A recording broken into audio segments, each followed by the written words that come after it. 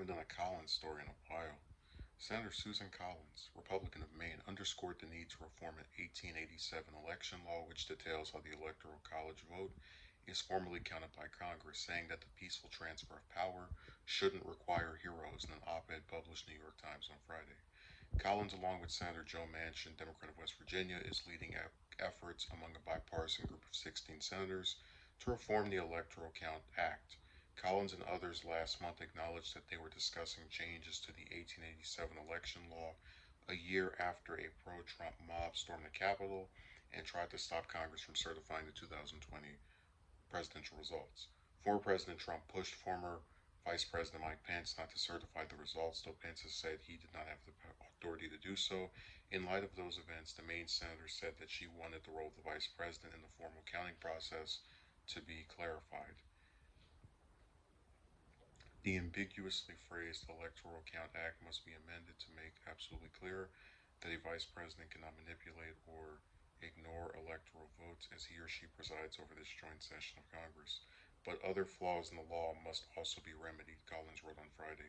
For instance, the law's threshold for triggering a challenger to the results of a state is far too low. Only one representative and one senator are required to object to a state's electors.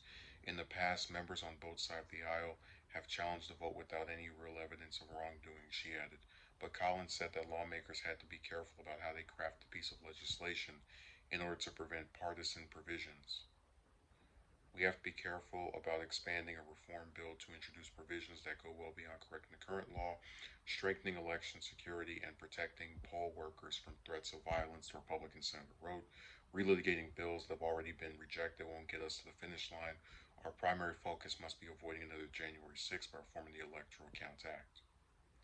So, what I think is really interesting about this is that you have a group of senators, right, bipartisan group, who have come together and admitted that the January 6th event from last year was insane, but it also raised concerns about how the vice president's role is ambiguous, um, that some of these lawmakers have too much power. You know, one senator and one congressman can object, and it's legitimate out of all these people. You know, just really imbalanced, right? So what's really interesting is that she's mentioning how she doesn't want it to become a partisan thing, but it kind of is when you have people who don't want to accept the fact that they lost an election to such an extent. Because it's one thing for us to go online and say, "Oh, we think this is rigged, we think this is fake," but to have a large group of people, not 10, not a few, 100, just like thousands of people get together and say,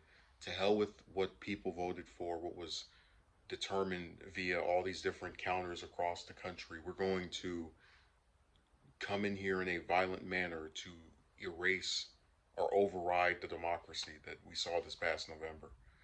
You know, you theoretically could have people on the Democratic side do that at some point, but we haven't seen people on the Democratic side when they lose an election get so enraged as to do what happened last year.